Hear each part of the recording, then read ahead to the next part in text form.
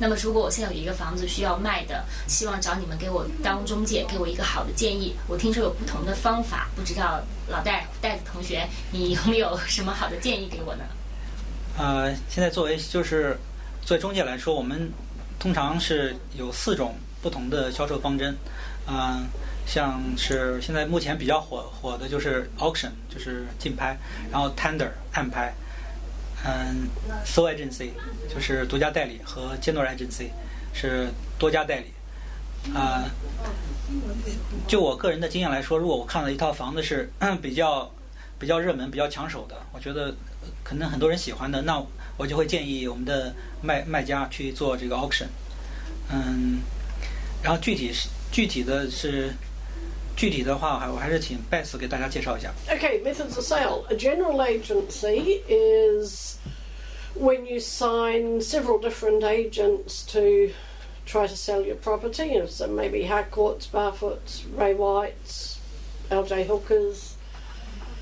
There's a perceived advantage in doing that you get the news that your property is for sale around more people.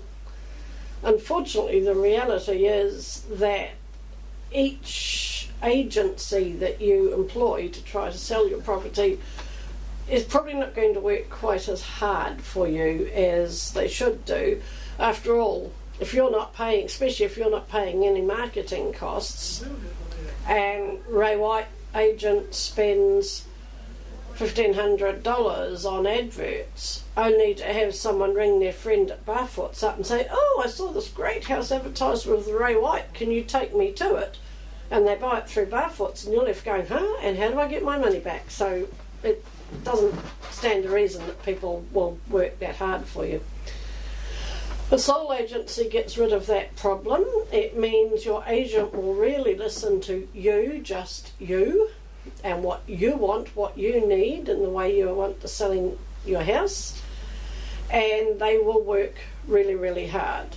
Now, depending on what you need from the sale of your house, whether it's a quick sale or a very orderly sale, if you have particular conditions that you would like on the sale, such as a long settlement, or tenants that want to stay in the house, whatever, depending on that, the type of sole agency can be just for sale with a price, or price by negotiation, or it can be a sole agency for auction or a sole agency for tender. The auction process is very transparent. On the day of auction, it is unconditional. When somebody bids at auction, they have to be able to buy the property. If it's done on site, it can have a lot of drama and theatre in it, with an auctioneer and the wonderful property. In rooms, it can be very, very slick and very professional.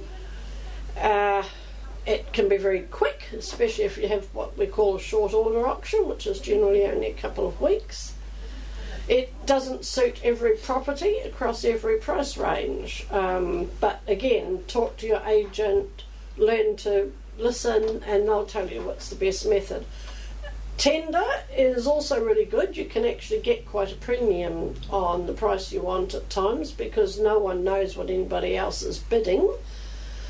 So consequently, if they really, really want the property, they're going to put a pretty high bid in to ensure that they don't miss out. It can be conditional on any number of things, including finance, and the advantage from a vendor's point of view is that you don't have to accept all or the highest or any tender, which means if the highest one sounds, it might be 10,000 above the others, but they might have to have finance and a LIM report and a building report, and they might not want to settle for 3 months, and you want to be out of the place in 3 weeks.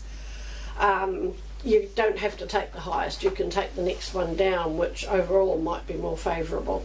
非常感谢戴子和 Beth 呢，在节目当中为我们大家分享了很多的问题。那么在节目的最后呢，不如有请那个老戴和 Beth 为我们大家详细的，就是给我们一个好的建议吧。